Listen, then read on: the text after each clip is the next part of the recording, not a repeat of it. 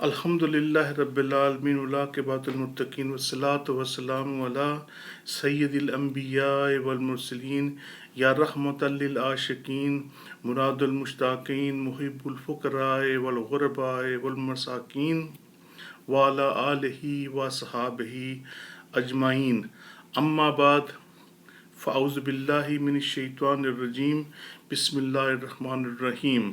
فرمان مصطفیٰ صلی اللہ تعالیٰ علیہ وآلہ بارک وسلم: جو مجھ پر درود پاک پڑھنا بھول گیا وہ جنت کا راستہ بھول گیا۔ صلو علی الحبیب صلی اللہ تعالیٰ علی محمد صلی اللہ علیہ وآلہ بارک وسلم۔ میرے بہت ہی محترم ناظرین کرام، سامعین کرام، السلام علیکم ورحمۃ اللہ وبرکاتہ۔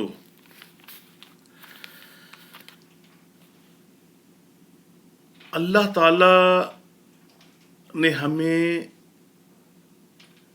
نبی پاک صلی اللہ تعالیٰ علیہ وآلہ وسلم کی امت میں پیدا فرمایا۔ ہم اللہ کے بہت شکر گزار ہیں۔ اللہ رب العزت نے ہمیں مسلمان گھرانے میں پیدا فرمایا،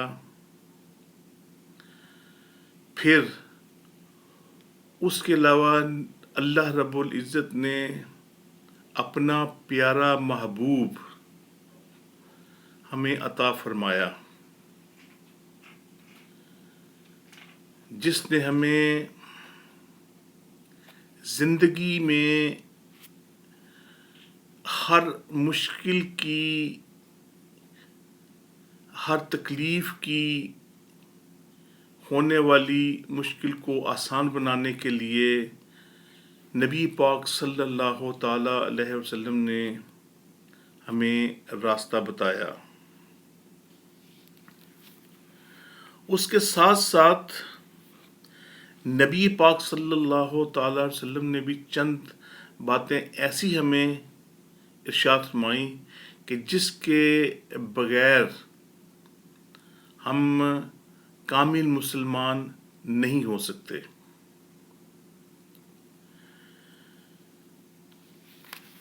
نبی پاک صلی اللہ تعالیٰ علیہ وسلم کا فرمان ذی شان ہے: جو شخص اس حال میں مرا کہ اسے یقین تھا کہ اللہ کے سوا کوئی معبود نہیں، تو وہ جنت میں داخل ہوگا۔ صلو علی الحبیب صلی اللہ تعالیٰ علی محمد صلی اللہ علیہ وآلہ بارک وسلم۔ تو میرے بہت ہی پیارے میٹھے میٹھے اسلامی بھائیوں،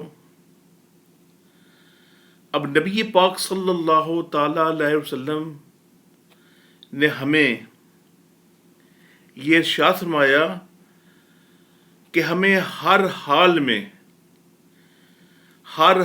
میں اللہ کا شکر ادا کرنا ہے اور اس کو ہی اپنا معبود ماننا ہے۔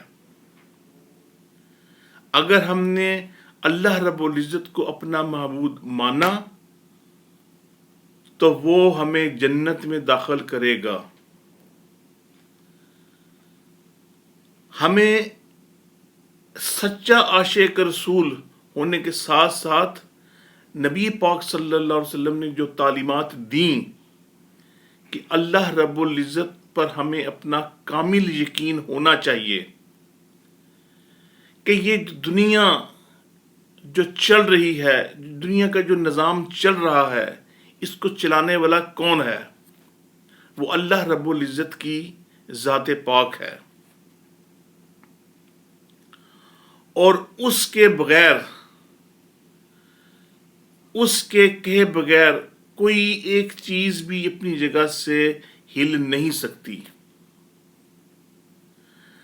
دعا ہے کہ اللہ رب العزت ہمارے ایمان کو پختہ رکھے، ہمیں ایمان کی سلامتی عطا فرمائے اور ہمیں سچا مسلمان بنائے، سچا عاشق رسول بنائے۔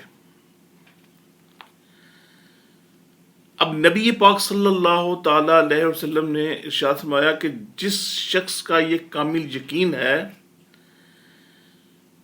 کہ اللہ رب العزت اس کا معبود ہے، اس کے سوا اس کا کوئی معبود نہیں، تو وہ سیدھا جنت میں داخل ہوگا۔ جس شخص کا خاتمہ اس حال میں ہوا کہ وہ اللہ رب العزت کو ہی اپنا معبود جانتا تھا اور اس کو یہ کامل یقین تھا کہ اللہ کے سوا کوئی دوسرا معبود نہیں، تو وہ یقیناً جنتی ہے۔ توحید کا صلہ جنت ہی ہے۔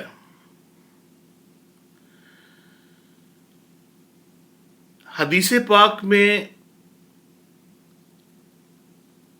یعلمو کا لفظ صرف جاننے کے معنی میں نہیں بلکہ یقین کرنے کے معنی میں بھی آیا ہے۔ علم کے معنی یقین کے بھی ہیں، اور دوسری روایت یہ ہے کہ اس کی تائید بھی ہوتی ہے، یعنی دل سے وہ اس حقیقت کو سچا مانے اور اسے یقین رکھے کہ میرا معبود ایک ہی ہے، میں اسی کی عبادت کرتا ہوں اور وہی میرا سچا مالک ہے۔ اور یہ ایک واضح حقیقت ہے کہ جس کو توحید کا پختہ یقین حاصل ہو گیا، اس کی سیرت و کردار اس کے خوشگوار اثرات ضرور نظر آئیں گے اور زندگی کے تمام گوشوں پر اسلامی رنگ ضرور نمایاں ہوگا۔ ایک سچا مسلمان، ایک سچا عاشق رسول اگر اسلامی تعلیمات پر مکمل رواں دواں ہو تو اس کے چہرے پر یہ اثرات نظر آ جاتے ہیں کہ یہ ایک کامل مسلمان ہے، اس کو اللہ رب العزت پر پورا یقین ہے اور یہ سچا مسلمان ہے۔ یہ نہیں کہ وہ دنیا کے سامنے تو وہ کہتا پھرے کہ میں سچا مسلمان ہوں، لیکن غیب میں وہ کچھ اور ہی کام کرتا رہے۔ تو اللہ رب العزت ایسے لوگوں کے لیے سخت عذاب رکھا ہوا ہے۔ اس حدیث سے یہ غلط فہمی ہرگز نہیں ہونی چاہیے کہ نجات کے لیے صرف توحید کا قائل ہونا ہی کافی ہے، رسالت یا دوسرے عقائد پر ایمان ضروری نہیں۔ یہ نہیں ہونی چاہیے کہ وہ صرف اسی پر اکتفا کرے کہ بس اللہ کو مانے، لیکن اس کے ساتھ ساتھ اس کو نبی پاک صلی اللہ علیہ وسلم اور اپنے عقیدے پر ایمان رکھنا ضروری ہے۔ اگر وہ اپنے عقیدے پر ایمان نہیں رکھے گا، نبی پاک صلی اللہ علیہ وسلم ایمان نہیں لائے گا، تو وہ مسلمان نہیں ہے، وہ جنت کا حقدار نہیں ہے۔ اللہ رب العزت کے ساتھ ساتھ اس کو ہر چیز پر ایمان لانا ہوگا جس کی اسلام نے اسے تلقین کی ہے۔ حج، روزہ، نماز، زکوٰۃ، تمام انبیاء پر، تمام ملائکہ پر اسے یقین لانا ہوگا، اسے ایمان لانا ہوگا، پھر ہی وہ کامل اور سچا مسلمان ہوگا۔ اگر اس کے تصورات ڈیفرنٹ ہیں تو وہ اس چیز کا حقدار نہیں ہے۔ جو اللہ کے رسول صلی اللہ علیہ وسلم کے ذریعے ہمیں معلوم ہوا کہ یہ ہی حقیقت ہے اور اس پر ایمان لانا بہت ضروری ہے۔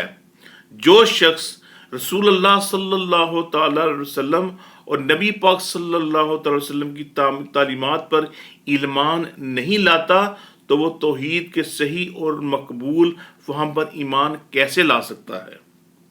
جب تک نبی پاک صلی اللہ تعالی وسلم کی تعلیمات پر، نبی پاک صلی اللہ علیہ وسلم کے فرمان پر اور نبی پاک صلی اللہ علیہ وسلم نے ہمیں جو ارشاد فرمایا اس پر مکمل یقین نہیں رکھتا، اس پر مکمل ایمان نہیں لیتا، اس وقت تک وہ ایمان کے حصے میں داخل نہیں ہو سکتا۔ اگر وہ ان چیزوں سے انکار کرے گا تو وہ مسلمان نہیں کہلائے گا۔ یہ بھی ہو سکتا ہے کہ نبی پاک صلی اللہ علیہ وسلم نے لا الہ الا اللہ کہہ کر پورے کلمہ شہادت کی طرف اشارہ کیا ہو۔